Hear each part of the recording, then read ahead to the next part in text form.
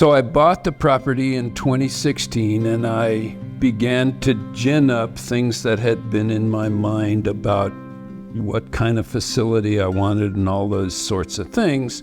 We had some basic design concepts worked out and things like that. And we began work on what we call the barn, which is our support building to this office function on the same site. And so we started that in 2019, and as you might recall, COVID hit right smack when we decided to begin this project. There were supply chain shortages, there were subcontractor shortages, there were labor shortages. Anyway, it took about a year and a half to complete the barn.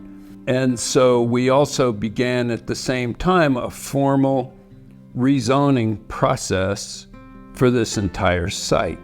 We had to convince the County Planning and Zoning Commission that this fit the Black Forest Preservation Plan and all these other things.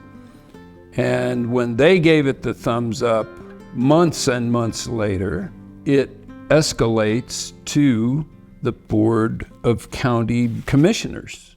Same song and dance all over again, and then they have to give their final approval. And so that process took, in total, it was 2 years from the time of submission to the time of final approval, and that's the green light. Okay, you can now submit your plans to the county building department, Pikes Peak Regional Building Department, for their approval. Well, that's another 4-month process. And so it was one thing after another that way, and we finally obtained a building permit and were able to break ground. There were huge issues with how to handle fire prevention and fire protection. That hurdle alone took more than 8 months and just short of a year to resolve. Because we're in a rural area, there is no city water. Okay, so the regulations for fire protection, which the local fire chief had resorted to because, remember, we're recovering from this big disastrous wildfire, we had to put a 35,000-gallon cistern in the ground. And just another couple $100,000 cost and more delays in waiting for a cistern that big to be fabricated and shipped, etc.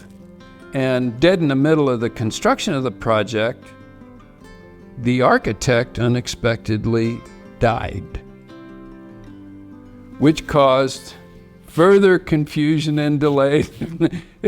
It's an ongoing marathon of construction, but the building was finally completed. And as you know, we had our ribbon cutting ceremony on the 12th of May, and the building was finally occupied. It's still not finished. There are still a few things here and there on back order, a few punch list items to correct and fix, but we're here.